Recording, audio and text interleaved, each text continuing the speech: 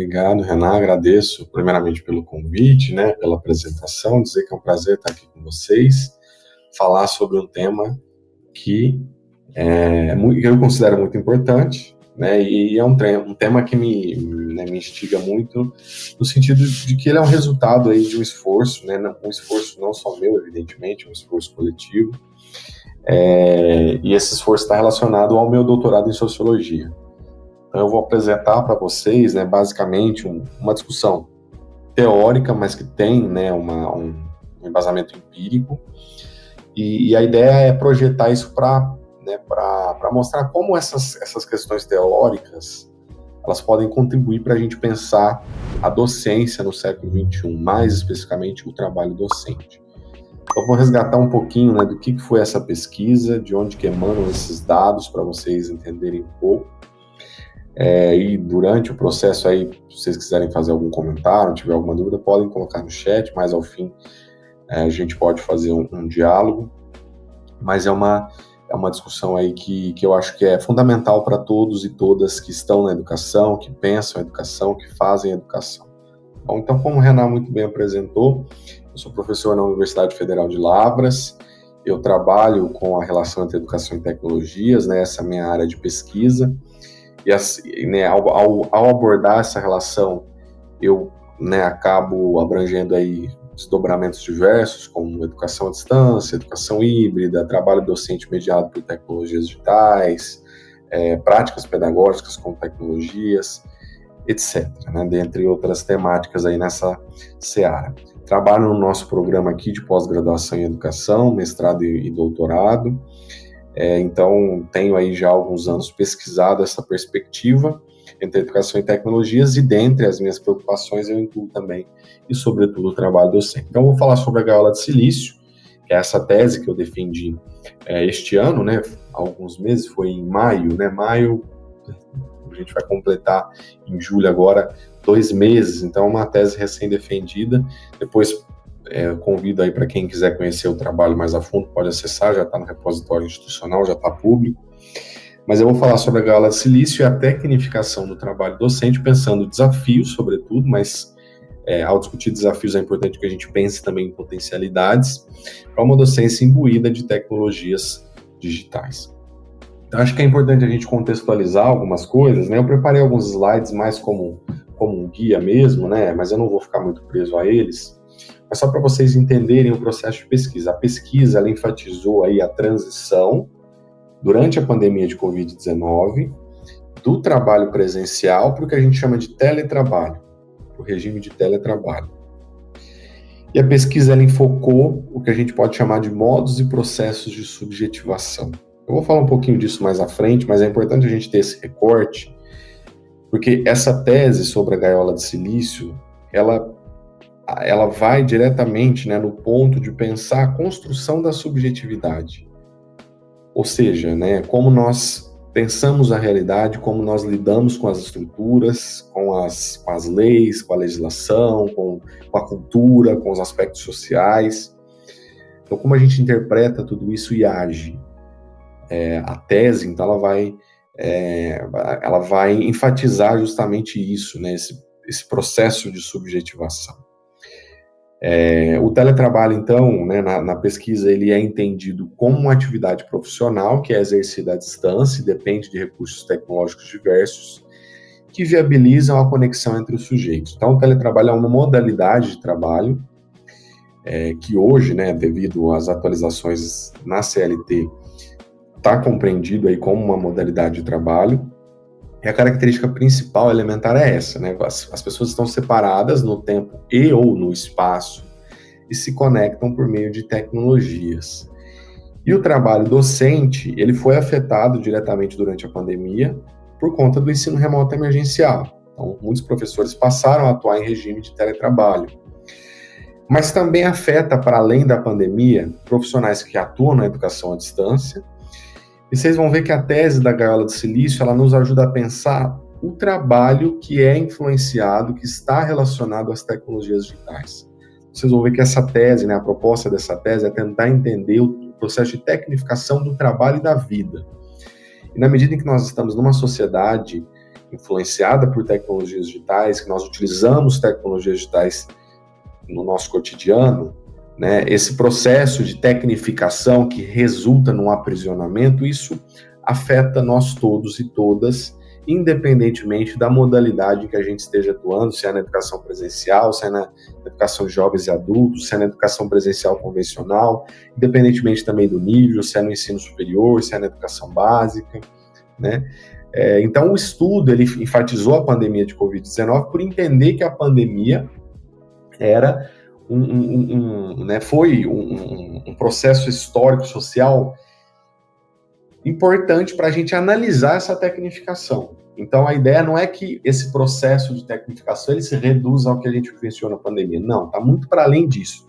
Mas a pandemia, essa transição do trabalho presencial para o trabalho remoto, teletrabalho, essa transição, ela foi uma experiência produtiva no sentido de análise de dados. Não estou dizendo produtiva no sentido de ter trazido só coisas boas. Não, a gente lidou com muitas coisas ruins durante essa transição. Mas é produtivo no sentido de gerar dados, né, para a gente entender processos que estão muito para além da pandemia, tá bom? Então, o objetivo geral dessa pesquisa, dessa tese de doutorado, foi analisar as tendências dos novos processos de tecnificação da vida contemporânea a partir dessa experiência, então, do trabalho presencial para o teletrabalho no contexto da pandemia de Covid-19. Então, esse foi o cerne aí da discussão da pesquisa.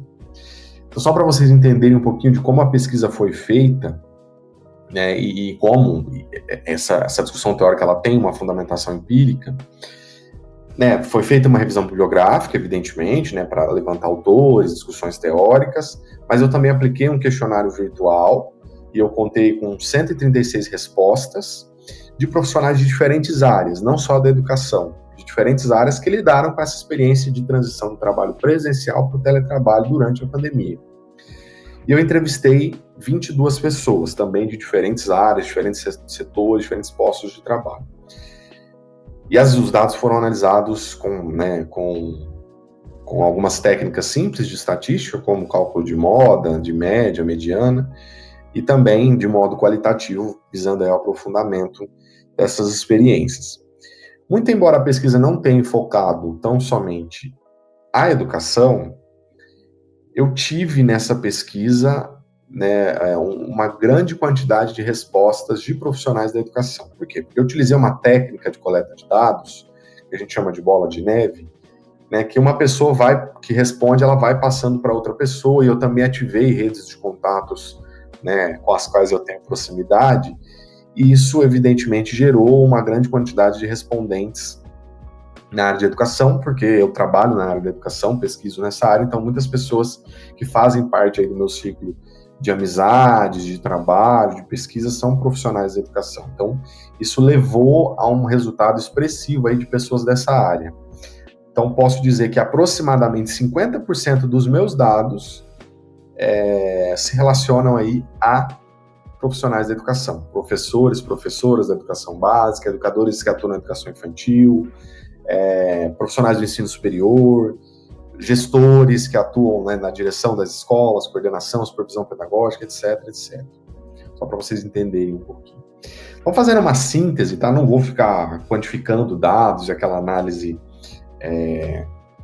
maçante, né? Enfim, só para a gente entender o que a gente pode refletir a partir desses dados, fazendo uma síntese naquilo que nos interessa, pensando uma palestra, né, uma exposição. Eu começo a tese, né, partindo da ideia de que subjetividade é a experiência dos sujeitos no sentido de sujeição ou assujeitamento, né, de um agente que age em diferentes tempos e contextos. Então, quando eu estou falando de modos de subjetivação, eu estou me referindo à forma predominante da relação entre os sujeitos e o conjunto de regras que definem cada sociedade. E o processo de subjetivação é também essa relação, mas pensando a trajetória peculiar de cada sujeito, né, de cada pessoa, enquanto o modo ele está mais relacionado a uma generalização, a algo que é mais recorrente. O processo ele é mais individual, ele é mais específico. Mas o que quer dizer isso? Quando eu estou falando de subjetivação, eu estou buscando entender como a pessoa, o trabalhador, a trabalhadora, e aqui mais especificamente o docente, o professor, a professora, como ele lida com as questões sociais, com a cultura, com as tecnologias sociais, com as relações de trabalho, com as regras, com as leis, com tudo isso que faz parte da estrutura que está na sociedade e nos influencia. Então, para trabalhar, eu vou seguir uma série aí de preceitos, de regulamentações, de regimentos. Se eu trabalho numa escola pública, essa escola pública tem um projeto pedagógico que influi no meu trabalho, tem uma legislação específica. Se for municipal, tem, né, todo o regimento do município, tem o estatuto do município. Se for estadual, tem, né, o estatuto do estado. Se for uma escola privada, essa escola privada ela vai seguir, né, se for um trabalho CLT, né, as leis trabalhistas do Brasil. Então, tem uma série de coisas que perpassam a nossa existência enquanto sujeitos, enquanto seres humanos. Como que a gente lida com isso? Como a gente interpreta essas coisas, essas regras sociais, esses processos, a cultura, aquilo que está relacionado às nossas relações de vida, como a gente interpreta isso, como isso influencia a nossa postura, a nossa ação, como a gente percebe a realidade. Basicamente, esse, né, o cerne da minha proposta de pesquisa.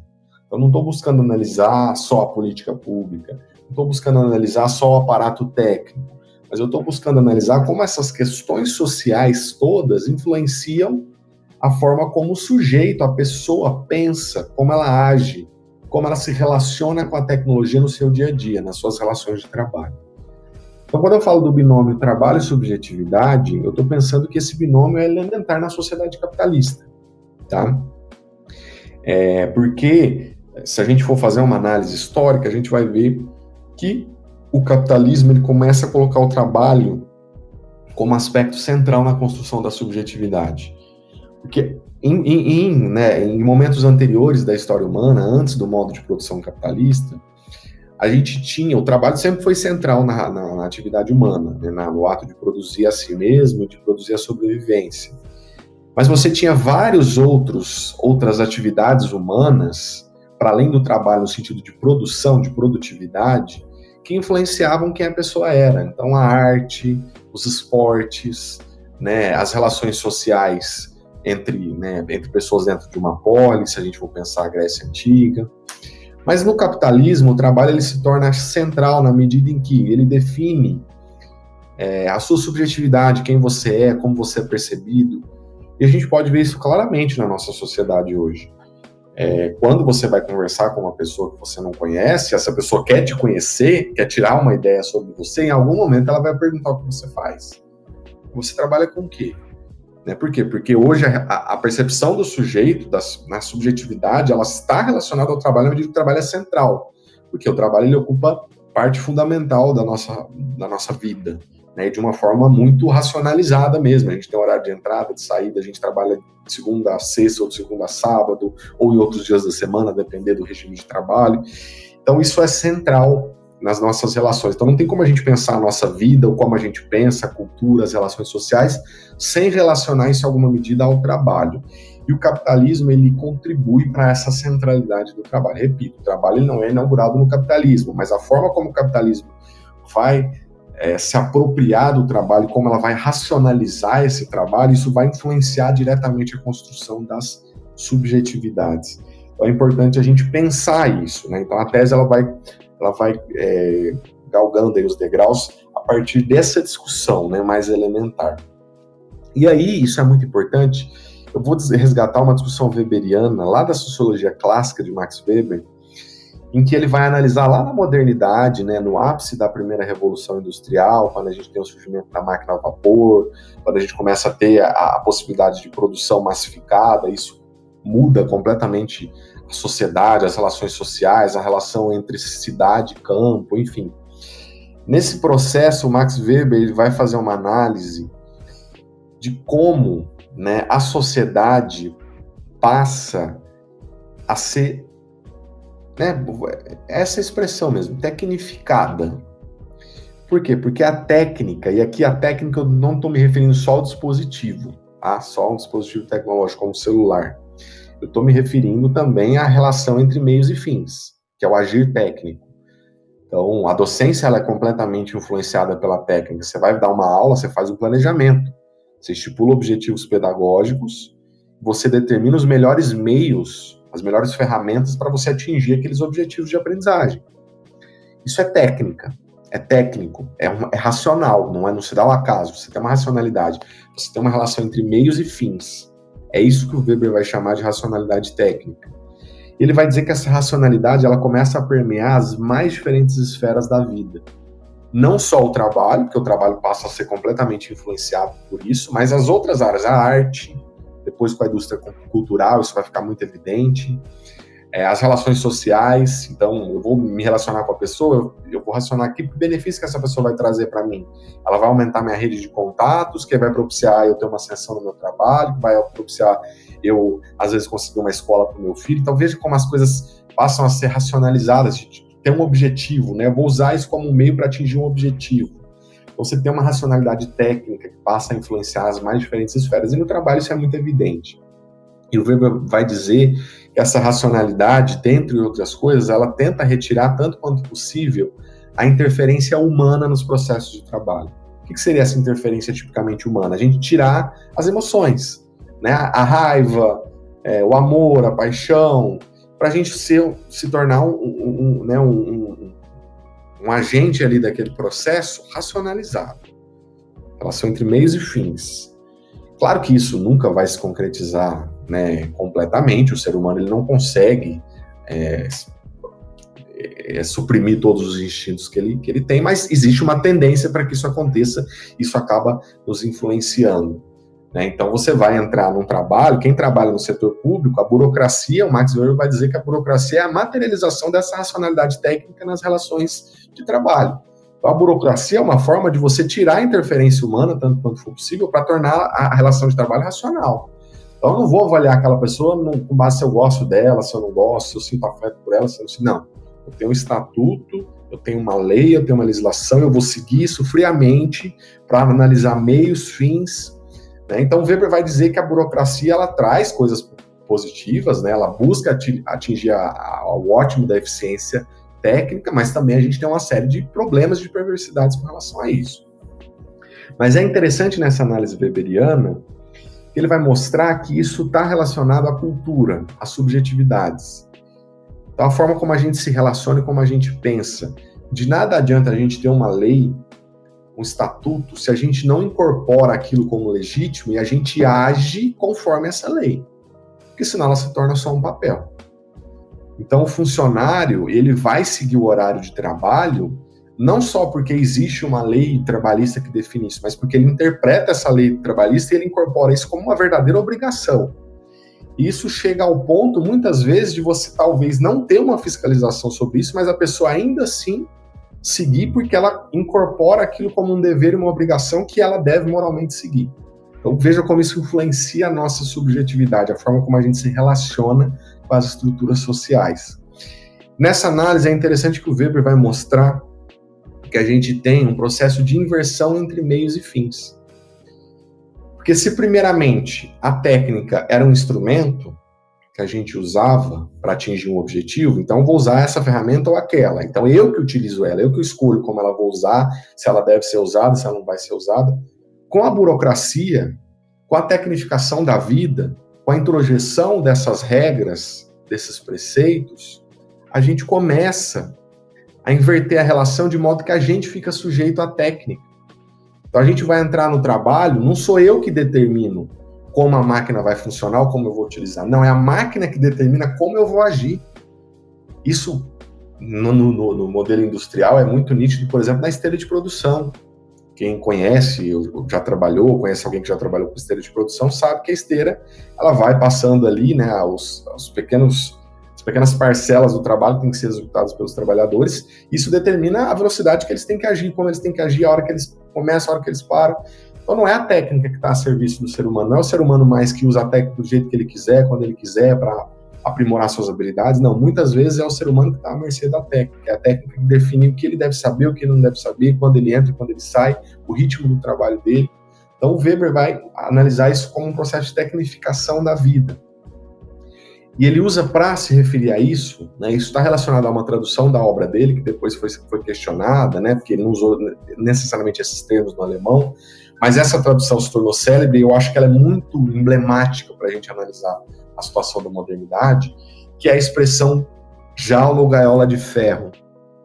Porque ele vai dizer que essa racionalidade, essa frieza nas relações com a sociedade, com o mundo, para a gente ser mais eficiente, para a gente gastar menos e conseguir poupar mais, para a gente sempre projetar o futuro e usar os melhores meios para atingir o que a gente busca. Então, essa frieza, essa racionalidade excessiva, ele vai dizer que ela parte, né, de um contexto cultural em que as pessoas viam muito sentido nisso, mas à medida que ela se generaliza e ela se torna um imperativo, ela começa a pesar sobre o ombro dos trabalhadores e das trabalhadoras como uma gaiola ou jaula de aço. Então, quem nasce no capitalismo não pode escolher a bel prazer se vai ou não seguir isso. Se eu preciso trabalhar, eu tenho que aceitar os horários de início e término da empresa, eu tenho que aceitar o ritmo que ela dita, eu tenho que aceitar, às vezes eu tenho que aprender a usar a máquina, porque se eu não aprender eu não consigo arrumar um trabalho, então veja, a máquina determina o que eu devo saber, o que eu não devo saber, né?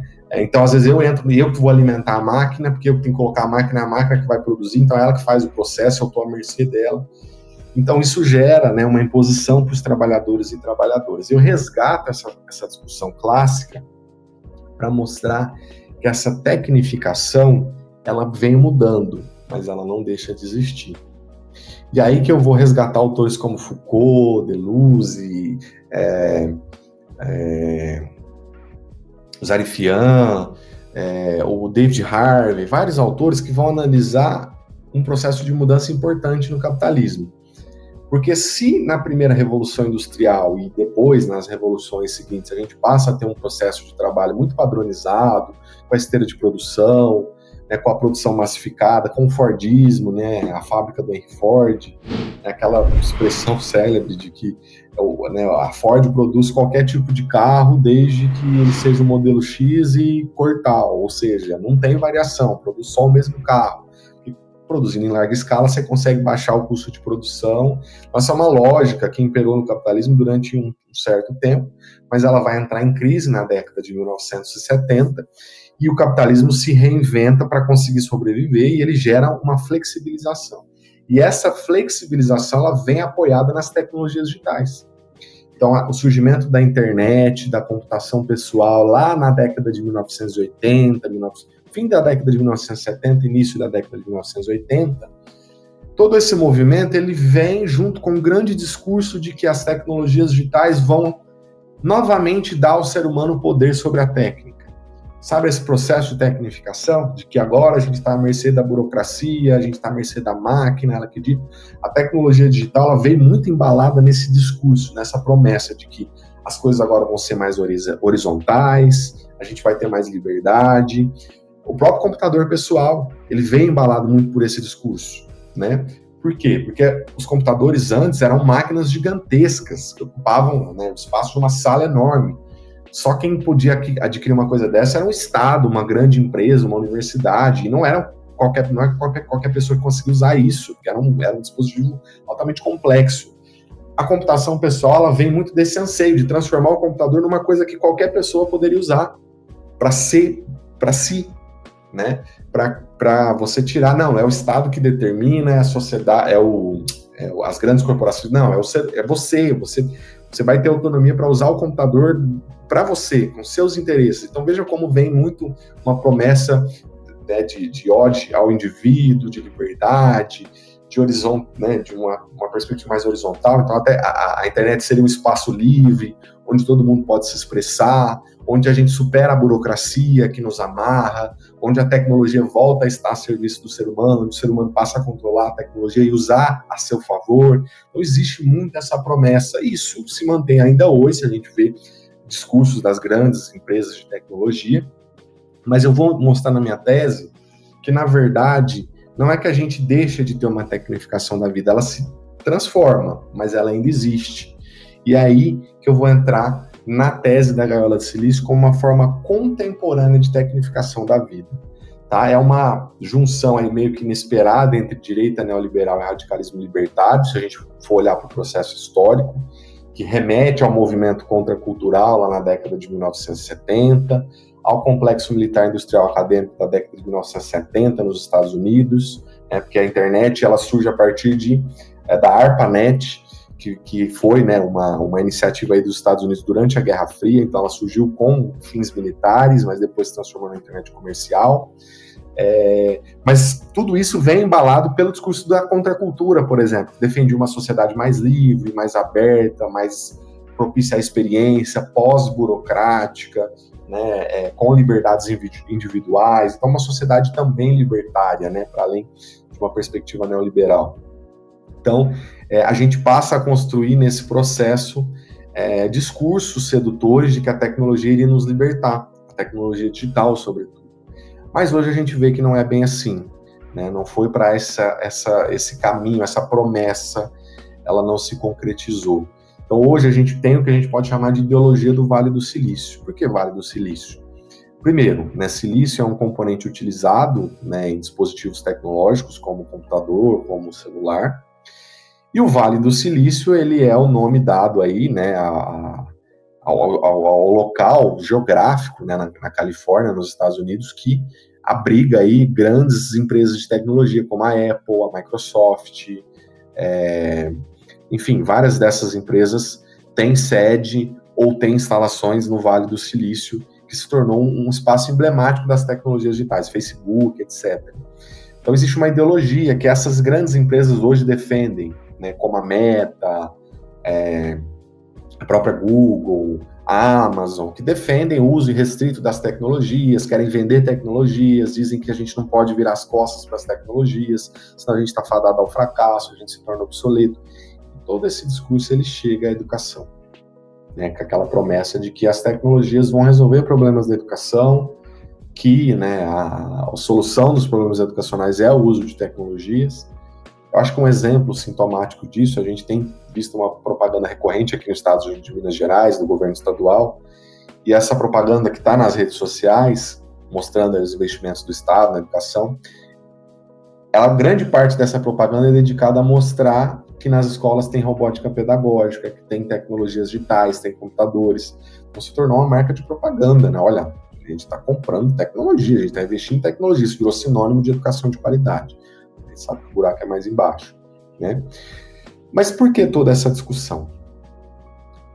Hoje, sobretudo com as tecnologias móveis, isso foi intensificado com as tecnologias móveis, como celular, tablets, etc., nós vivemos um novo processo de tecnificação da vida. A nossa sociedade ela é mais flexível. A gente passa a ter postos de trabalho mais flexíveis, modalidades de trabalho mais flexíveis, como teletrabalho, então às vezes a gente pode trabalhar à distância. Muitos postos de trabalho hoje permitem horários mais flexíveis. Mas aquela promessa de liberdade de uma sociedade pós-burocrática, na verdade, ela se transfigurou numa sociedade de controle. Ela deixa de ser disciplinar no sentido Foucaultiano para se tornar de controle. E se eu fizer uma pergunta para vocês pensarem, vocês acham que hoje, com as tecnologias digitais que a gente utiliza, que já estão nas nossas vidas de diferentes maneiras, pensando a promessa que vinha junto com o surgimento dessas tecnologias todas, vocês acham que hoje, vocês, professores, professoras, profissionais da educação, vocês trabalham menos do que as pessoas que estavam na escola há 20, 30, 40 anos atrás? A gente hoje trabalha menos? A gente conseguiu chegar num patamar de trabalhar menos? Com a tecnologia, o celular faz com que eu trabalhe menos?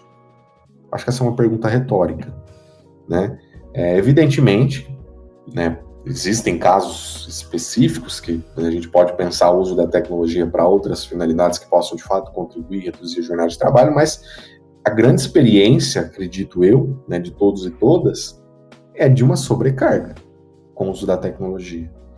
E hoje a gente tem aí uma cereja do bolo, porque historicamente o professor, a professora já leva trabalho para casa. A gente já leva prova para corrigir em casa, a gente faz planejamento de aula em casa, isso já acontece historicamente. Mas hoje, para além disso, nós temos um trabalho que nos chama a trabalhar, nos chama para o trabalho. Então, eu levava a prova para casa, eu deixava ela lá e, por mais que isso ficasse no meu subconsciente ali, né, eu tenho que fazer, mas eu ia dedicar o tempo para fazer isso. Hoje, com um dispositivo como esse, eu recebo notificação a todo momento. Eu estou, às vezes, num jantar de família num domingo e recebo um e-mail. Às vezes eu nem quero ver isso. surge a notificação do e-mail ali. Só de ver, às vezes eu nem abro um e-mail, mas só de ver de quem que é o e-mail e o título já estragou o meu almoço com a família. Às vezes eu estou prestes a dormir, isso acontece comigo, eu sou professor de ensino superior. Estou prestes a dormir, vem pipoca uma mensagem no WhatsApp de uma aluna ali, 11h30 da noite.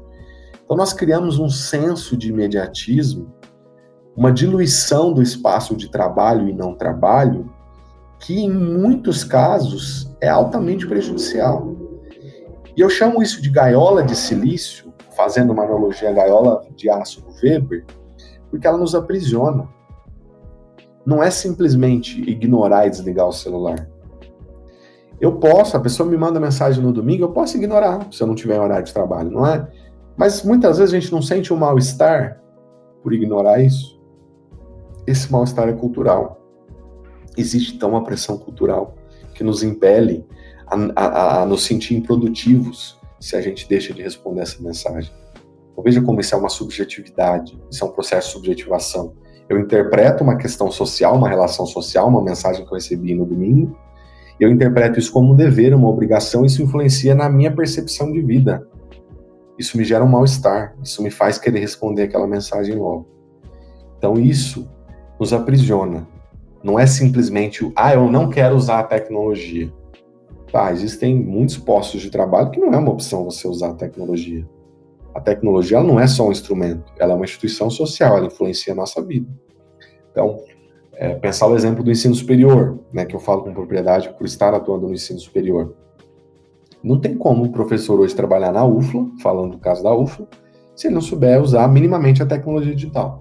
Por quê? Porque as notas, elas são colocadas no espaço digital. Os aplicativos, a gente usa o Solgov, a gente tem que utilizar, anualmente a gente tem que fazer a atualização do cadastro, é obrigatório, então minimamente a gente tem que usar a tecnologia. Os meus orientandos, não tem como eu não me comunicar com eles pelo WhatsApp, pelo e-mail.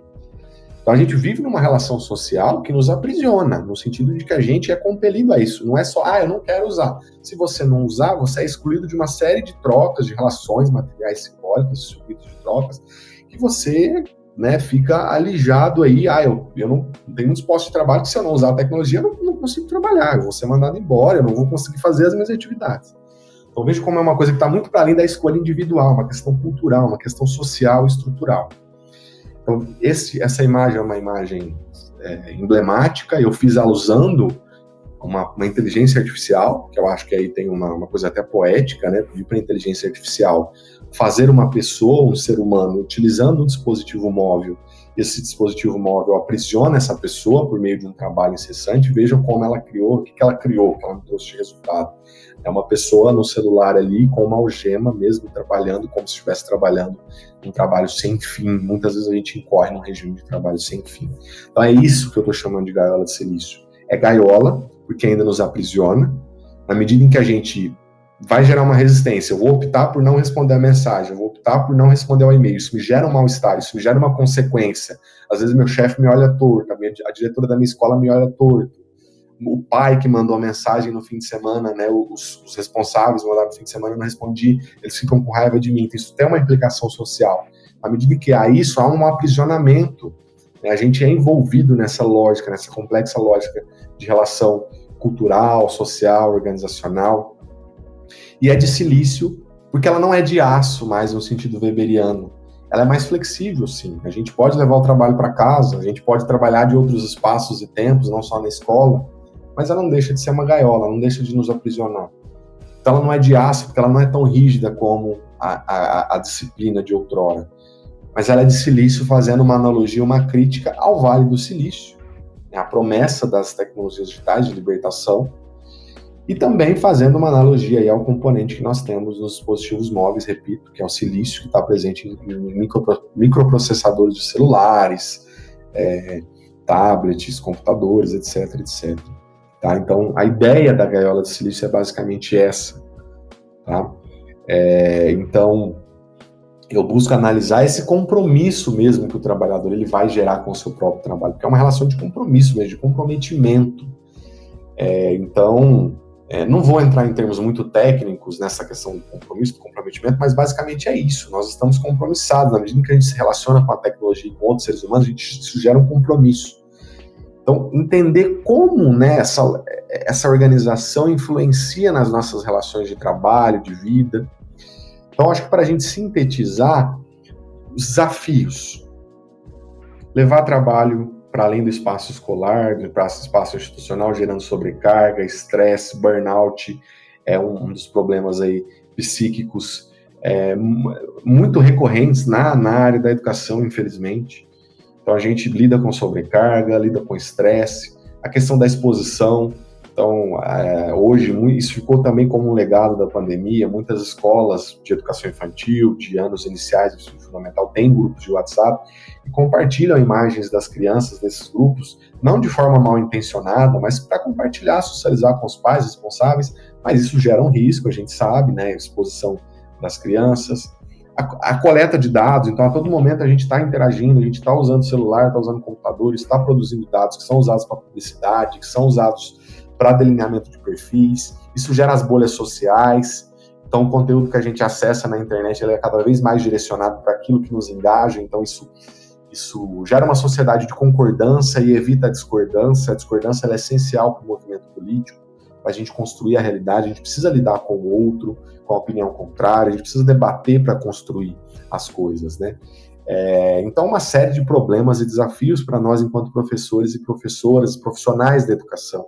Então, como lidar com a tecnologia digital, como lidar com o smartphone, com o computador de modo saudável, né? Para evitar a sobrecarga, esse é um grande desafio, né? E aí, claro, a gente tem que pensar nas potencialidades. É claro que a tecnologia, ao trazer flexibilidade, ela pode sim trazer coisas produtivas, profícuas. Eu posso criar, sim, espaços de maior diálogo com a comunidade, para socializar trabalhos da escola, não necessariamente compartilhar foto de crianças, mas socializar ações, atividades, ouvir a opinião da comunidade, então construir um projeto pedagógico mais aberto, mais democrático. De fato, a tecnologia ela pode ser participativa. Ela pode otimizar processos de trabalho, então hoje eu não vivo sem agenda virtual, porque a agenda virtual ela facilita muito a minha organização, alguém manda uma demanda, eu já coloco na minha agenda, então automaticamente já vai estar no meu celular, já vai estar no meu tablet, então facilita e otimiza os processos de trabalho, possibilita relações que a gente não teria antes. Então hoje eu só estou falando com vocês aqui por conta da tecnologia, vocês estão aí em outros espaços, talvez em outros tempos, para quem estiver assistindo a gravação. A gente tem sim muitas potencialidades. A gente pode otimizar processos e a gente tem que explorar isso. Mas para conseguir explorar essas potencialidades, a gente precisa olhar com muito cuidado para essas perversidades. A gente precisa fugir, e é isso que eu defendo muito nas minhas aulas, nas minhas pesquisas, chegar numa perspectiva crítica, e para isso a gente tem que fugir aos extremos. Nem tecnofilia, de um lado, que seria a entrega irrestrita às tecnologias digitais, nem a tecnofobia, que seria mesmo uma aversão. Porque a tecnofilia, ela nos faz muitas vezes achar que a tecnologia digital é o futuro de tudo, né? No sentido de que as coisas vão melhorar com a tecnologia digital, ela vai nos liberar, ela vai dar flexibilidade, eu vou usar a tecnologia na escola, vou melhorar minhas práticas, a tecnologia vai deixar meu trabalho muito melhor. Tem que tomar certo cuidado. Existem potencialidades, repito, mas a gente tem que tomar cuidado com os desafios, né? A gente tem que ponderar. Mas, de outro lado, eu também não posso incorrer numa tecnofobia, né? Achar, eu não uso tecnologia porque a tecnologia só serve para o mal. A tecnologia faz parte da existência humana. Para resgatar uma discussão importante de um filósofo brasileiro, né, que foi o Álvaro Vieira Pinto, é um dos filósofos que mais discutiu sobre isso, se não o que mais se debruçou sobre esse tema no Brasil, né, falando especificamente no Brasil, que ele se debruçou sobre a definição de técnica de tecnologia, e ele vai dizer que a tecnologia ela faz parte da existência humana. Então, era tecnológica é uma expressão imprecisa, porque a era tecnológica é a era do ser humano. Desde a produção de fogo pelo atrito ali entre duas pedras, né, ao surgimento da máquina a vapor, da eletricidade, até também ao surgimento da inteligência artificial generativa, do celular, do computador, pessoal, tudo isso é tecnologia, e as tecnologias elas vão mudando qualitativamente, vão gerando pontos de inflexão, de revolução, em vários momentos da história da humanidade. Então, quando o ser humano descobre ali como produzir fogo e manipular fogo, isso traz uma inflexão no desenvolvimento da humanidade. Quando surge a máquina a vapor, você tem uma mudança social absurda, né? Quando surge a eletricidade, quando o ser humano consegue, né, produzir eletricidade, utilizar a eletricidade, isso também gera uma mudança, assim como a tecnologia digital também gera uma mudança, e agora com a inteligência artificial generativa a gente está num outro ponto de inflexão. Então, a tecnologia ela faz parte da existência humana. Então, achar que eu vou viver sem tecnologia, isso é um mito. A tecnologia faz parte da nossa essência, da nossa realidade, do nosso processo de sobrevivência. O ser humano ele produz técnica e tecnologia para sobreviver. E ao produzir técnica e tecnologia, ao se relacionar com a natureza e produzir a própria existência, ele produz a si mesmo. E a tecnologia ela vai trazer coisas boas, mas também vai trazer desafios. A gente não consegue pensar a realidade num centro urbano sem veículos, sem automóvel, sem, enfim. Eu não conseguiria trabalhar ou fazer as coisas que eu faço, as viagens que eu faço, se não tivesse um veículo, né? Mas uma das principais causas de morte no mundo são os acidentes de carro. Eu vejo como a gente tem os dois lados da moeda. A mesma coisa é dos fármacos, né? Hoje a gente tem um tratamento para uma série de doenças, aumentando a nossa qualidade, expectativa de vida. A gente consegue tratar, diminuir sofrimento, mas hoje a gente toma um remédio para amenizar o efeito do outro remédio, que vai suprir o terceiro remédio. Então, veja como a tecnologia não é só uma relação de ganhos, no sentido de benefícios, ela traz desafios, isso faz parte da tecnologia digital, evidentemente. Então, não é rechaçar, ignorar, fingir que não existe, ou ter uma aversão, um medo, mas também não achar que a tecnologia é só produção de melhorias, de coisas boas, coisas magníficas. A gente tem que ter um olhar crítico. E para isso, nós, professores e professoras, devemos entender essa gaiola de silício, esse processo de tecnificação da vida contemporânea, para que a gente possa, inclusive, ocupar espaços de debate e discussão para a gente decidir como a tecnologia vai influenciar nossas vidas. Isso é importante. A ignorância nunca é o melhor caminho, porque as coisas acontecem sem que a gente tenha conhecimento de causa. A gente precisa conhecer e se posicionar, e ocupar os espaços para defender nossos interesses e nossos direitos.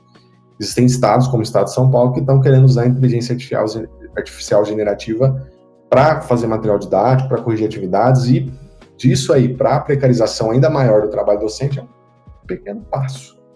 A gente precisa entender essas coisas para se posicionar e defender e dizer, não, a tecnologia tem que ser usada para nos beneficiar, para gerar, para democratizar o conhecimento, como a gente está fazendo aqui hoje, para interligar pessoas, conectar pessoas distantes, para aprimorar os processos de trabalho, para gerar relações mais democráticas nas escolas, nos espaços escolares, para que as pessoas possam participar, conhecer, interagir, para que as pessoas possam se unir, conjugar os seus conhecimentos, os seus saberes. A tecnologia deve ser pensada nesse sentido se nós nos posicionamos enquanto seres humanos progressistas, tá? Então, o caminho mais correto não é o da ignorância, se a gente for pensar a importância da gente se engajar, da gente ocupar espaços de discussão e de debate. Então, não é fingir que a tecnologia não está no meu trabalho, não é fingir ou ignorar os benefícios que ela traz, mas entendê-la, discuti-la e buscar se apropriar dela para que a gente possa utilizá-la de maneira profícua e para que a gente possa se defender, para que a gente, enquanto ser humano, a gente possa ocupar, de fato, reitero, espaços de problematização, de discussão e de construção da tecnologia, que é, também repito, uma instituição social, tá bom? Então, basicamente é isso, considerando aí o meu teto de 1 hora, eu acho que eu vou deixar esses minutinhos finais para fazer a interação. Eu vi que tem a pergunta do Márcio aqui no chat, se outras pessoas tiverem algumas perguntas que quiserem colocar também, mas basicamente é isso que eu queria apresentar para vocês, que é resultado da minha tese de doutorado em Sociologia. Eu tentei trabalhar de forma bem didática, busquei mostrar que tem uma fundamentação teórica, empírica, para vocês entenderem de onde isso vem, mas tentei trabalhar de uma forma que a gente consiga compreender isso no nosso dia a dia. Porque existe essa teoria, está trabalhando, mas o que isso influencia no nosso dia a dia?